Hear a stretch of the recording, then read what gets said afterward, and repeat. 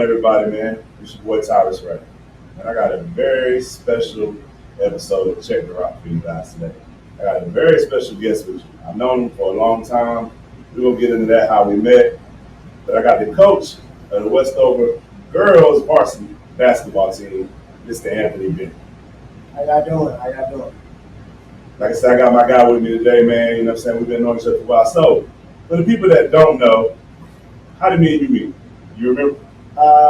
If I'm not mistaken, I think we met in the church with Simon Temple. We were playing basketball actually. We were playing, and we just connected from there. We just basically, talk basketball, talk life, we just talk being better men, students of the game, and at the time I'm chasing, so kind of like telling me, the pros and cons of what you see and stuff like that. So I was kind of in a space where, I was more listening in, but I was just chasing a dream. Gotcha. So that's his version of how we met. I'm gonna tell you what I remember. What I remember is, we thing used to be called the Bunce League. It seems like it was so long ago. I think this is like 2008 or 2009, and I'm like, man, we need a point guard. I had everything. I had bigs, and my man Anthony Massenberg, big Andy. He said, "Hey man, my cousin, man, he's a point guard." I said, "Oh, for real?" I said, "Bring him to bring him to the health place. We used to move in the health place at 4 p.m. So I said, "Hey man, bring him to the health place." He come, he bring this dude with a bad attitude. He's like, "Yo, this is my man." I'm like, "Man, I don't know about this." At the time, this is people I realized I'm still playing at the time. I'm still playing. I'm still pretty active, and we had like maybe 9 or 10 people on our team. So I really only had room for one more person. So we call him. Amp shows up. He said, "I got my man." I'm like, "Oh, you told you to bring yourself. You bring somebody else with you." But he brings the dude. Long story short, you bring the dude, Brandon Nichols. The dude is bad. At that point right there, I stopped playing and I started coaching. I said, "You know what, man? This dude is so good." The combination of B Nick, that's what everybody call him. The combination of B Nick and Amp, man, I don't need to play no more. I can just coach. And B Nick took my spot. And I've been coaching. Every since, honestly, man. See, that's a little funny story of how we met, man. But like you said, man, I coached him for a while, and it's amazing to see guys mature. Not to say that he hasn't always been mature, but it's just amazing to see guys where you met him at, go from 2008 to 2023, and it's just amazing. I do want to say that, man. I want to say I'm proud of you. Appreciate that, man. I'm proud. Appreciate that. Proud of you and your growth, man. So the next I want to get into, how long have you been coaching? 5 years. So my first year, I coached at W3 with Coach Cobb. That's when I kind of get into used to the coaching world. I was more of a player development guy for his program, and just doing whatever he asked and needed. But my day was more or less just working with the guys and getting them in the gym and helping their game. That was my way to connect with them. That was my way to guide them and lead them. And most importantly, I was just coming up the basketball court. So it was at the time I'm competing with the kids, I'm challenging them, and I'm just showing them everything that I know and helping them evolve with their game, but just showing them every day the routine, the blueprint of how you get better and what it takes and things like that. So that's how I kind of got into the coaching world. And my next year, I kind of went, over Westover with Coach King. From there, it's been up. I just kind of adapted. I did everything. I trained everybody just for the position I'm in now. So it's been a blessing. But I can really say that I love what I do. For sure. Coaching is one of the things, man. You touched on it. Coaching is one of the things that you have to love to do. Like, I think people think we make like an absurd amount of money to coach, and that's not the case. These guys, I've heard the stories. The 4 a.m. practices, the 5 a.m. practice. I know you've done them over the summer. Coach Bennett used to coach you. That's my guy, man. See, they would tell me, I'm like, what you doing up so early? Man, we up at it every day. This summer, 5 a.m. I said, man, I can't do it. But the craziest thing is, and so you touched on that, how you love it. But what made you get into coaching? To go from, I know you football player, big time football player. You basketball. I know you had an opportunity to go overseas. So what made you say, you know what, I'm gonna put my stuff on hold to coach? What made you do that? Um, Actually, the game. I went out to Dallas. I was working with Trey Johnson, Terrell Harris, and those guys. Um, and they were always pushing me to. They was kind of saying like, "Hey, man, like the only thing we focus on basketball." So they started asking me like, "Hey, what's your goals outside of it?" And at the time, I'll be honest, I really didn't know. I was kind of like, "Hey, man, basketball is what I do." So at the time, my boy Terrell Harris, CSA training. He started having me training guys. He started saying that I could train the guys, but I would never write anything down. So I was kind of a guy like, hey, you kind of tell me what they need, or I come in the gym and I see what you need, and I would just train you. But I knew how to connect with you. I knew how to, get you kind of to your shell. So if you came in, you wasn't too much of a talker. I knew how to kind of like get you to talk to me and get me to a better understanding with you. So that's when I started to realize, okay, hey, I kind of love this. And then I started feeling as though like the same feeling I got when I was playing. I started to get being in the gym helping guys. I started getting a approach like, hey, like this might be it. So then I ended up coming back, just visiting. And again, that's when I met, Coach Cobb, and he offered me an opportunity. And I was just like, hey, I'm not looking for money. I was like, hey, if you can't improve, but he just gave me the opportunity to get on the staff, and from there, that's when I took off. I ran the opportunity, really. And I'll say this, man, from coaching you, you're like a sponge. Like, he would be, we'd be in the locker room, and he'd be like, yo, so what we doing on the pick and roll? I don't think I've ever had a player ask me that. And I'm like, as a coach, I'm like, yo, we're doing a pick and roll. I'm like, what you mean? He's like, what we doing? Like, you know what I'm saying? We be trapping, we pushing the baseline. Like, he's like, where I'm pushing? Oh, okay. You know what I mean? Like, we talking basketball now. And guys normally just say, hey, man, they really don't say much. They just want to know how many points, how much time they're going to play. He never asked me that. The first question we ever had as a player coach was, what we doing on the pick and roll, like defensively? You know what I mean? Is we pushing the baseline? Where we pushing? Where's the help? Where's the help coming from? How we helping? And different things like that. And that right there, to me, just kind of blew my mind from because I love to talk basketball, man. Like, I can sit here and talk basketball all day. But the next thing I want to ask you is, talk about playing basketball, talk about coaching. But what's it like coaching girls? I know coaching, girls, young women, I know it's different than coaching boys. Well, to me, I'm going to be honest, I've coached boys soccer and I've coached girls soccer. I'm not going to say which one I'm going to say this. I'm going to be honest. I'm going to keep it real. I'm keep it real. I prefer to coach boys. That's just me. What makes you want to coach girls? The first thing I'm going to say, coaching girls, it teaches you patience. The second thing it's going to teach you,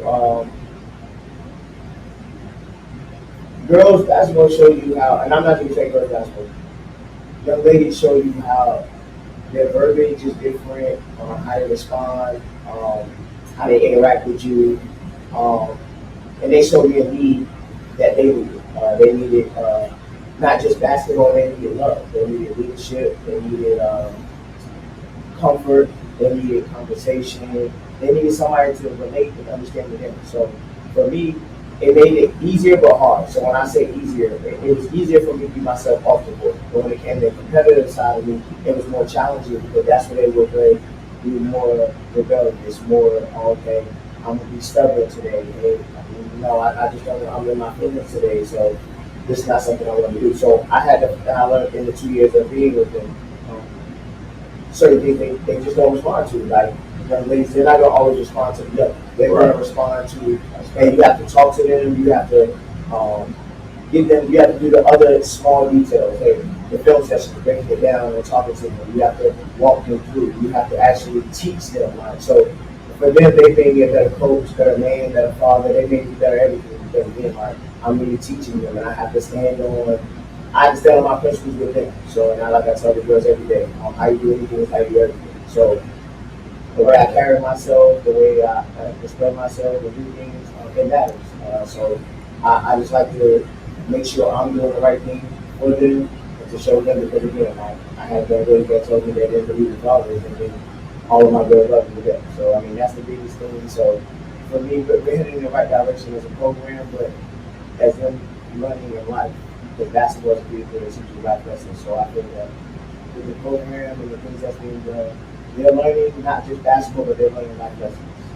Yeah, it's glad that you touched on that. That's actually something that I wanted to dive into next, man. Like,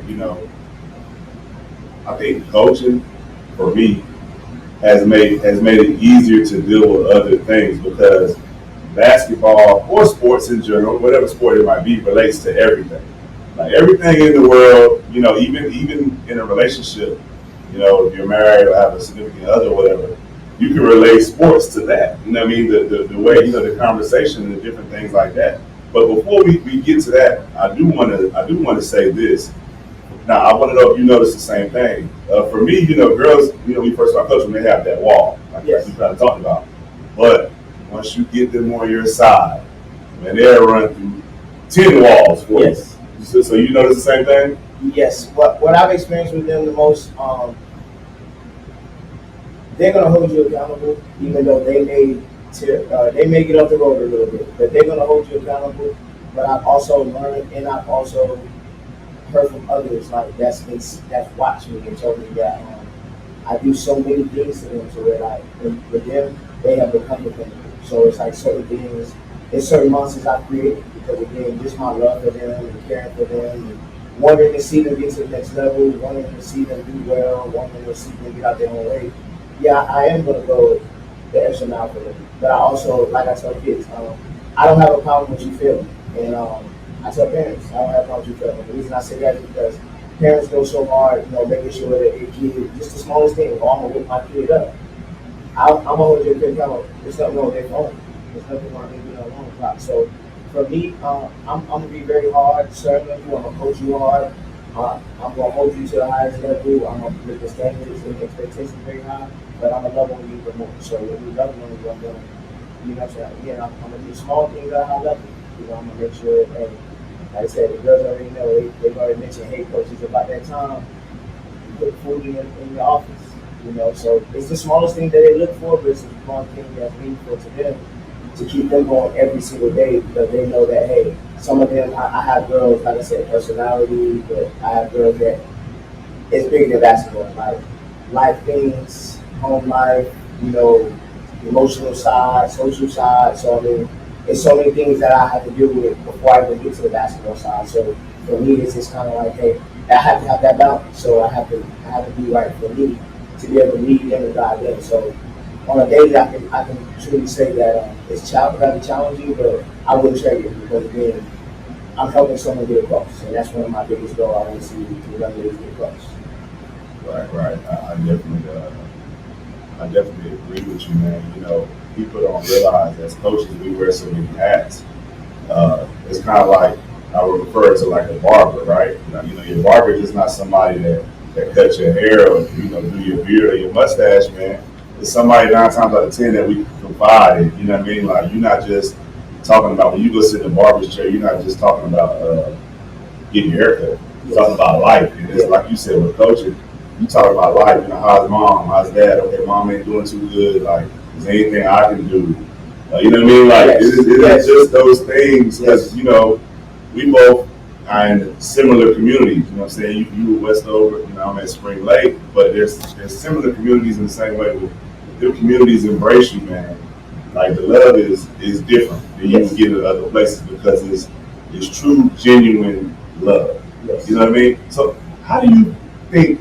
Why do you feel that basketball translates to life? Basketball saved my life, Right. but it also changed my life. So the reason basketball changed my life because basketball gave me purpose. It gave me something to work hard for.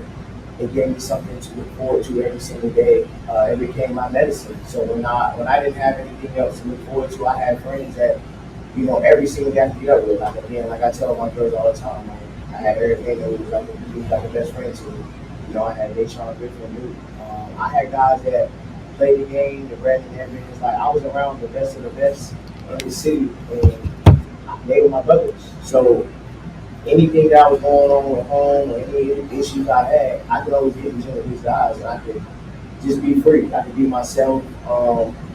I could always, hey, when I was going through a tough time, if I couldn't talk to them, hey, I could go in the gym and play basketball. And it mattered, but it didn't matter at that moment because I was in a place where I was in a carefree zone, and my carefree zone was basketball. So, and I'm still like that to this day. I start having some trials and tribulations. I'm in the gym. I'm gonna show myself in the gym. I'm gonna coach my mind. I'm gonna pray. You know, I'm gonna work on my game. So I mean, that's still in my DNA today. So I just go through the whole thing of a blue collar work ethic, just continue to fight, and that's been my way of just staying in the gym, working on my craft, and even sometimes I'm studying film. I might study film for some hours, and I'm always seeking knowledge to not just be better for me, but be better for the kids. Because for me, I'm a big advocate on teaching. Like I can't coach you until teach you. I can't be a role model until I can teach you and show you the right way. And that's first thing first, taking care of you.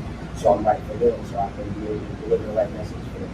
Yeah, I know for me, man, it's like when you're on the basketball court, it sounds like it's the same thing for you. Nothing else matters at that point in time for me. Like it's like that's like my way to. If I got a bill that's overdue, I'm on the court. I ain't thinking about you know what I'm saying that bill. I'm not thinking about if I just had a family member that passed away and I'm on that court. It's like I can escape it for that period of time that I'm there. I'm not saying it goes away. I'm not saying that people don't listen. I'm not saying it goes away. I'm saying that's like that's our therapy. Yes. That's our way to deal with our problems. And I'm pretty sure everybody has something they do that with. Some guys that might be lifting weights, they might feel like, yo, when I got this 315 on this bar, it's just me and these weights, or it was me and some people like work on cars. Yes. When I'm working on this, while I'm changing this tire, I'm changing this oil, nothing else matters. So that's definitely dope, man. You tell me stuff that I need to add to my toolbox, man. You know what I mean? Like, so most definitely. So the next thing I want to ask you is, and you kind of already answered this, but I want to, kind of emphasize on this. What's your favorite part about coaching? My favorite part about coaching, I would have to say, seeing the kids win in the classroom. And the reason I say that is because when I first came there, my biggest thing was in the classroom AGDs. I stand firm on you win in the classroom, you win on the basketball court. So I'm big on them winning in the hallways, I'm big on them winning in the classroom, I'm big on them winning in the books. So again, it's a neat thing to be a student athlete, but it's even better thing to be able to say, hey, when a coach come to me and say, hey, Coach Bennett, I'm looking at this player. And I say, oh yeah, Coach, other people know. So for me, I want them to win in that classroom first. I want them to understand that, hey, your routine starts the moment you walk through the school door. It's not, hey, the bell just rang at 3:40. Now it's time to go. No, it matters when you walk in the door. So, and that's why I said going back to the story. I said, how we do things, how we do everything. So, how we prepare ourselves for our day. It's going to start there. It's going to start in the classroom. It's going to start in the hallways, and it's going to matter. So, and I have good leadership. I have the right ones leading me, backing me, supporting me. So that's been one of the biggest things that I can say that, hey, that's been the key to my success. For young ladies winning in that classroom, taking pride in their work, going to tutoring, being a good student, and being a good classmate. Because I mean, those things matter as well as them being an athlete. Because again, at the end of the day, I tell them all the time, hey, people come pay their $7 to come watch you play. Right. But guess what? You can still go in the classroom and do something small and be a good classmate to your team, to your teammates, and to other students by helping them. Because it costs you nothing to help them. So at the end of the day, for me, I would have to say, seeing them win in the classroom is the biggest thing. If you see me over here writing something down, I'm on my Barnell Hill. I'm over here jotting. When you said doodling, I'm over here writing stuff down. Cause I'm trying to pick up some of these nuggets that you put down. How we do anything is how we do everything, man. I got to use that because I mean it's so true, man. If you do something for free hard, just imagine what you could do if you get paid to do it. And that's how I always look at things. So I didn't put this. I'm not to do a little script. I didn't put this question on it, but I wanted to kind of go into this because I don't think people realize the daily grind that it is. So during the basketball season, give me what a regular day is like for you, a normal day for you. So a normal basketball day for me. Yeah. Let's just say Y'all play on Tuesdays and Fridays, right? Yes. So give me what a Monday is like and give me what a Tuesday is like. So Monday, so let's start my day. So Monday, I'm pretty much making sure all the girls are in class. That's the first thing. What time do you up? 6 o'clock. So I'm up at 6. And that's due to whoever, which one of my girls actually get with you to either put up shots or, go over some film sessions and stuff like that. So I start my day there. Of course, you gotta make sure I have work duty, so I get to work and make sure that class gives them class, be out the hallways and stuff they need to do. So from that point on, I'm gonna say maybe 8:30, I'm on film. But also on the film, I'm doing my notes for my defensive concepts and cleanups, my offensive concepts and cleanups, putting down my 90 minutes of shooting, what small things we need to work on as far as footwork and the little details that entail from there. And then I would say that my next step is checking their grades. And I check my girls' grades twice a week. And I know during basketball season we tend to get lax. I know that during basketball season we tend to, hey, I don't feel like doing it. So if your grades ain't right, they know I'm telling you, hey, you're not playing this game. So they understand right now that if your grades are not even meeting, I'm pretty much going to tell you you can't play that game. So I'm not going to sacrifice that win just for that particular game just because you felt you were because again, first year student athlete. Right. But outside of there, then we'll go to practice, and our practice times it varies. So you said on Monday, so on Monday we're preparing for a game on Tuesday. So of course we're starting out in the film room as a team. As we do film, we're probably icing and treatment, things of that, walking through what we're going to do, and then we probably I don't really do too much running before a game. So we do everything from a half court standpoint, game speed, style, get to our spots, making sure we understand and know where we need to be. Outside of that, then we're kind of get into some shooting, get into more or less free throws, and just have that conversation with them. I like to have a conversation with them before games to see what their mindset is, and see what's their expectations, do they understand what they're supposed to do, so we can have a good understanding. Because again, right now the main thing is standard, understanding the standard and what we're trying to do, and what we want to do. So you say you're up at 6 a.m. What time is that day usually in? That Monday.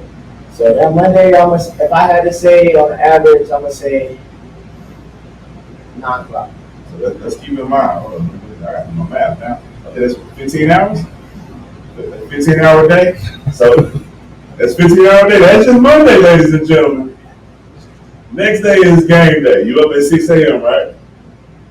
All right. So you up at 6 a.m. I'm pretty sure you do a lot of the same things you're doing. Y'all play at what, 5:30? No, what, 6:30. They play at 6:30, which in the average game, basketball game, probably take an hour and a half. So y'all done playing at what? Let's say 8. 8. Done playing at 8. Now if they're away, you done playing at 8. You wait on the boys. You get back to the school. What time? Say 10:30, 11. Yeah, so I'm gonna say about 10:30, 11. Of course, you gotta wait. Now you gotta wait for parents for the ones that did ride the bus or if they didn't leave from the school. So I'm gonna say I probably got home maybe 11:30. You said so. We starting off at 6. You say you get home at 11:30. I can't even count them, but that's too many hours. That's 16, 17, something like that hours. So that just goes to show you. So in 2 days, a man don't work over a whole day. So basketball season. I always tell people, it's a marathon. It's not a sprint. Even at the middle school level, our days are very similar. The only difference is we go to school a little earlier. We play a little early.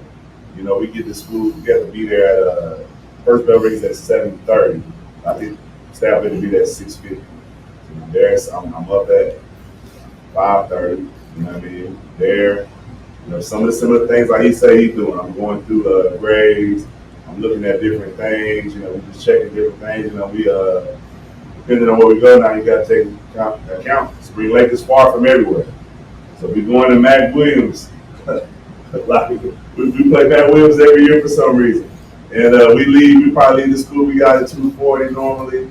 Girls play at 4, so we got to be there before 4. So, you want to get there, at least give the girls 30 minutes to warm up. So we want to leave the school at like 2:20, you know what I mean? Get there, 3:30, something like that. Take forever to get there on a school bus. And then, from there, we play, it's over. We probably play at 5:30 maybe, how good the girls' game is. Probably over at like, probably back on the bus and maybe back in Spring Lake by 8 o'clock.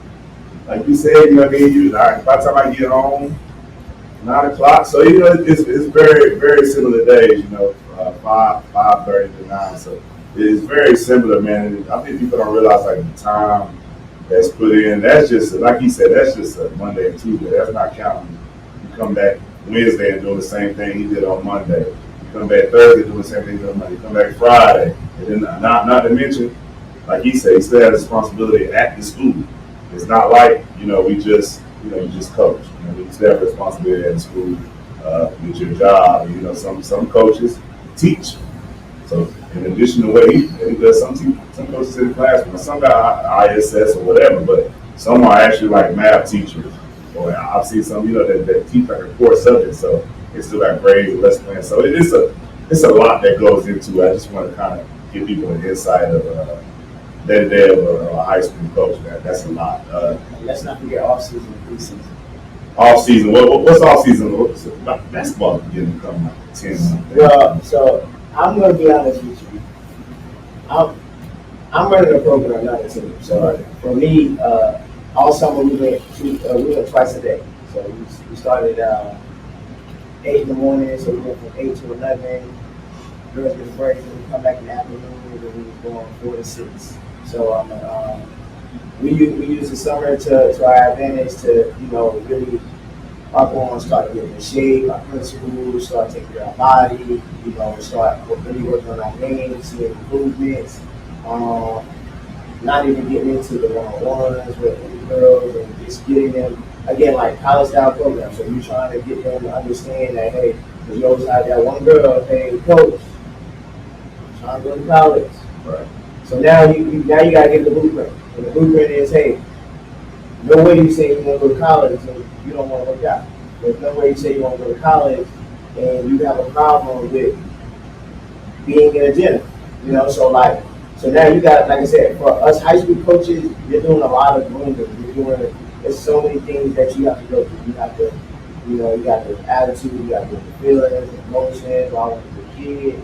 Oh, and then I want to go to college. And, so many things. So you kind of like, you're always like, they're trying to pause and reset. And you have to be the person to get them back on track. So, so like I said, it's 3 seasons. So each season, you got to face the season itself. So right now, we're in the preseason. So right now, we're facing preseason right now head on.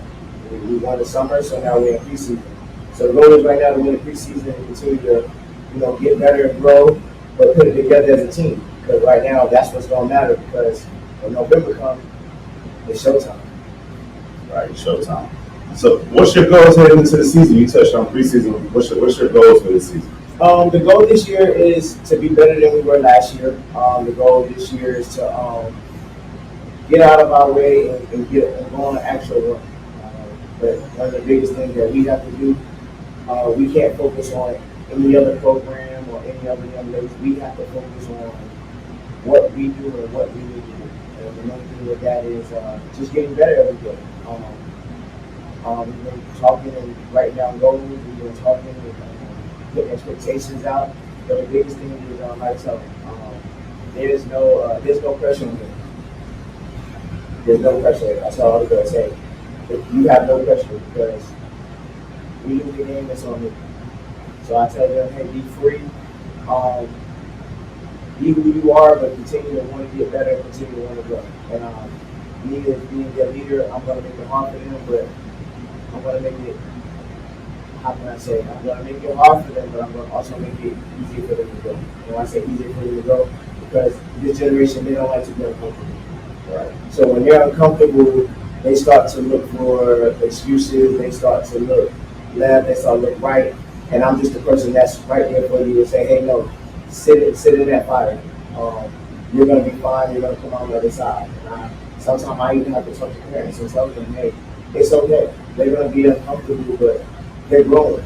They, mom, dad, uncle, aunt, grandma, you're gonna sit on the other side. But right now, because your child may be going through, you kind of like, hey, that's how to meet it. Everything's been consistent of the meeting, but everything's been on there. It sits there, hey, I need to go over here and go over there. It's okay if you go through the struggle. And I think with this generation, they don't have what maybe we had. You know, we always had that grandmother, that grandfather that was, hey, that heard you stern and firm, so, you know, you're scared to go out through this door if nobody told you to go out the door. This generation, they try to hit everything. So, again, for them, they just don't like being uncomfortable, but they're going, so I would have to say, um, just getting better with things that they did do well. Like I tell them all the time, always open new doors. So let's create new habits. That's real. That's real. So, the last but not least, this is the last question I got for you. What's some of the changes that you hope to bring to this program? Mindset, a different culture, and young ladies understanding that they use basketball as a vehicle. Don't let basketball use you. Basketball is a vehicle to help you get across, but basketball is a vehicle for you to reach any of your goals and dreams. I have some girls very smart. I have a lot of girls that's at early college. So I've been telling my girls like, hey, you're already ahead if you're going to early college. Right. So hey, use basketball. Don't let basketball use you. So I translate to them, hey, it's easier. It costs you nothing to get in the gym because you're a part of a program. So get in the gym and work out every day. Your mom, dad, they make sure you have everything that you need and want. So it's costing you nothing to go live with. It's costing you nothing to go run. It's costing you nothing to go and work on your game and study film and really change your mindset to grow. I mean, because again, they just don't like this thing called hard. Like they don't like it. And I tell them greatness is on the other side of hard. So I feel with them, that's the main thing. Just their mindset, their approach, and their ways and habits. Getting them to see the importance of, like I said, just doing the small things every day and trusting it. They don't trust well. They kind of just, they're very microwavable. So it's they do it 1 or 2 days and then it's kind of like, hey, I don't want to do it anymore. I just tell them all the time, trust the process, fall in love with the process, continue to get better, continue to be you, but most importantly, work hard every day, regardless of what goes on. Be disciplined. You no longer become motivated, just be disciplined and trust the way. Hey, so like I said, man, it's my guy, Anthony Bennett, head varsity coach at Westover for the girls. This is just part one, man. We're going to do this thing about 3 times.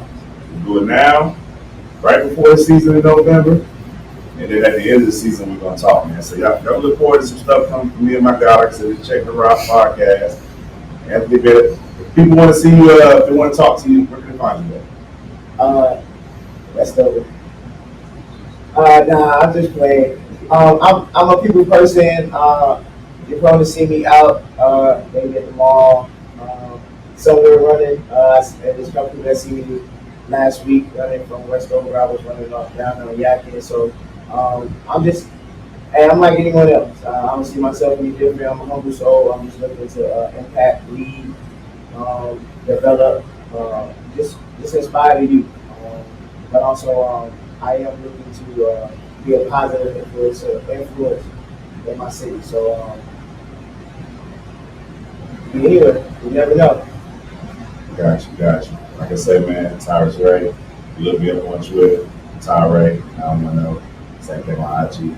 Like I said, check in with us, man. We got a lot going on.